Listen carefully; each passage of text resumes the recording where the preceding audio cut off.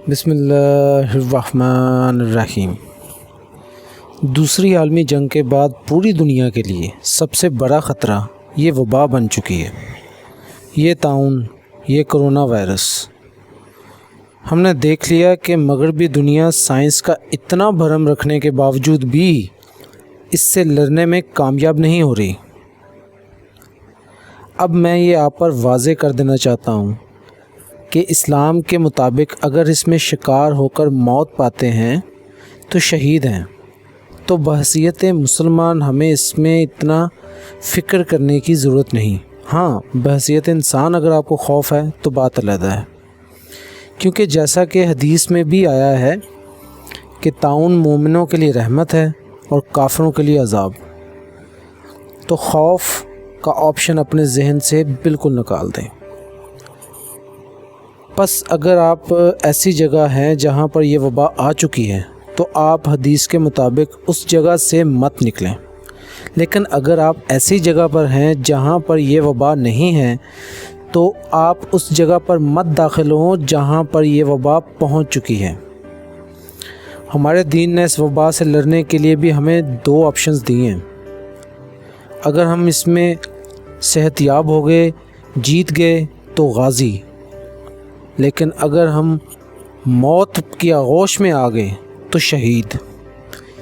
اس سے لڑنے کے لیے اصل میں ہمیں کسی اور ہی کی نوعیت کی تدبیر درکار ہے۔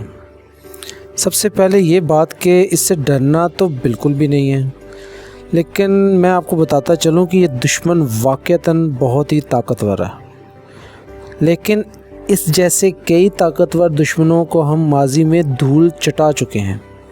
احتیاطی تدابیر کے استعمال کے علاوہ اصل میں 5 وقتہ باوضو رہنا، نماز، تلاوت، عبادت ہمارا اولین ہتھیار ہونے چاہیے۔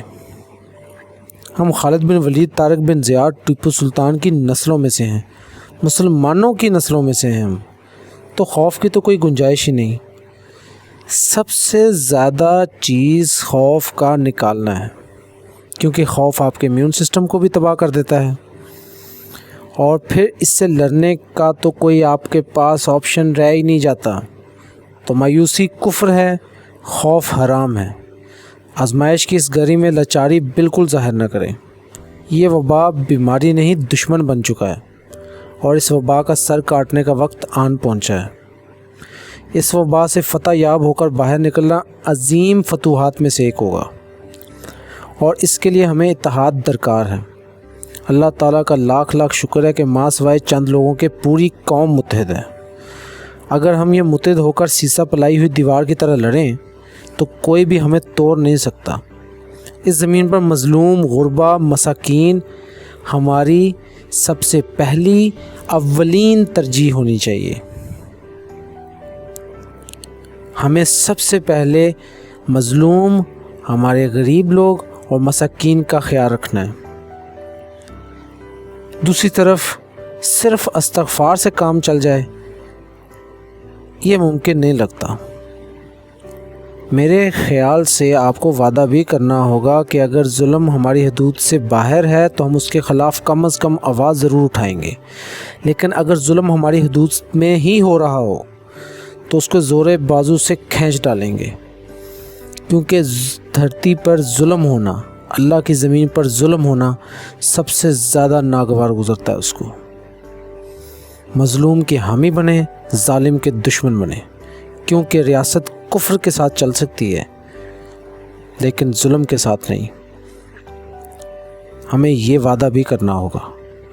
قرآن پاک میں اللہ تعالیٰ کا ارشاد ہے کہ میں نے تمہیں، جس کا مفہوم یہ ہے کہ میں نے تمہیں اس لیے چنا کیونکہ تم لوگ برائی سے لوگوں کو روکتے ہو اور نیکی کا حکم دیتے ہو۔ کہیں ہم نے یہ حکم چھوڑ تو نہیں دیا؟ ہمیں یہ دوبارہ سے ہمیشہ تک کے لیے حکم کی فرما برداری کرنے کی ضرورت ہے کہ ہم دوبارہ سے لوگوں کو ہر برائی سے روکیں اور نیکی کا حکم دیں۔ ایٹ لاسٹ، آخر میں، My friends, we have been fallen into a war zone۔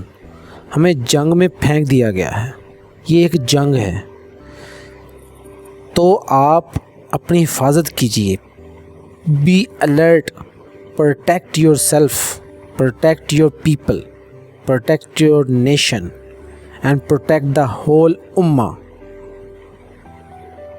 شکریہ، جزاک اللہ.